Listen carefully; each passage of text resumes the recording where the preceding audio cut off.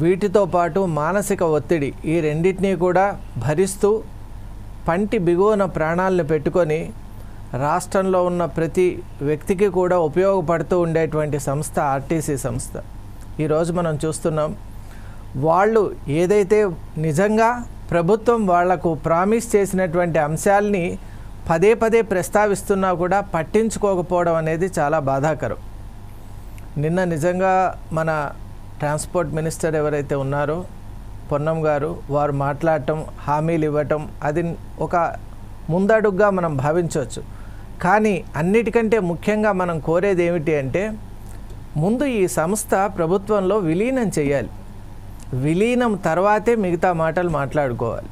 ఎందువల్ల అంటే విలీనం అనేటువంటిది ఆర్టీసీ సంస్థలో ఉన్నటువంటి ప్రతి కార్మికునికి, ప్రతి ఎంప్లాయీకి ఒక కొత్త స్టేటస్ ఇస్తుంది. అలాగే వాళ్ళకు ఒక సెక్యూరిటీ ఉంటుంది, సేఫ్టీ ఉంటుంది. ఈరోజు మన జమీల్ గారు చాలా చక్కగా చెప్పారు, మైనర్ డీవియేషన్స్, చాలా మైనర్ డీవియేషన్స్ అనేవి ఏ ఆఫీస్లో అయినా, ఏ రంగంలో అయినా, ఏ డిపార్ట్మెంట్లో అయినా సర్వసాధారణం. మరి అటువంటి అంశాలను పట్టుకొని ఏకంగా డిస్మిసల్ వరకు వెళ్తోందంటే this is clearly against the labour loss.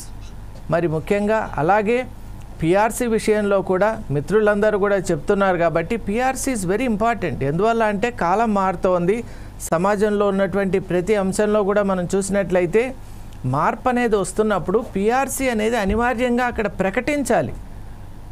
అలాగే మనకు ఇంకొకటి రిక్రూట్మెంట్ ప్రాసెస్ విషయంలో కూడా రిక్రూట్మెంట్ ఆపడం, అలాగే ఇప్పుడు ఏదైతే కొత్తగా మనం ఈ వెహికల్స్ అని అంటున్నామో ఆ వెహికల్స్కు అవుట్సోర్సింగ్ చేయటం వల్ల ఏమవుతుందంటే అక్కడ ఉన్నటువంటి కార్మికుల్లో అలాగే ఉద్యోగస్తుల్లో ఒక రకమైనటువంటి అనిశ్చితి ఏర్పడుతుంది.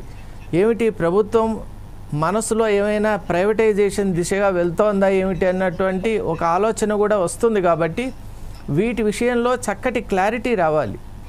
అలాగే ఇక్కడ ముఖ్యంగా విమెన్ రిలేటెడ్ ఇష్యూస్ చాలా ఉన్నాయి. ఎందువల్ల అంటే సమయం కాని సమయంలో కూడా వాళ్ళు పనిచేయటం, అలాగే నెంబర్ ఆఫ్ వర్కింగ్ అవర్స్ అనేవి డిఫైన్డ్గా ఉండకపోవటం, వారి యొక్క ప్రత్యేక అవసరాలని గుర్తించకుండా వాళ్లను కూడా హింసించడం, అలాగే మేల్ అండ్ ఫీమేల్ ఎంప్లాయీస్ని హెరాస్ చేయటం అనేది ఏదైతే ఉందో that is clearly against the legal framework.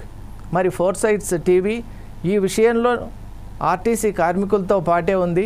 Jameel గారు ఇంతకుముందు కూడా ఇటువంటి చర్చా కార్యక్రమాలు అనేక నిర్వహించారు.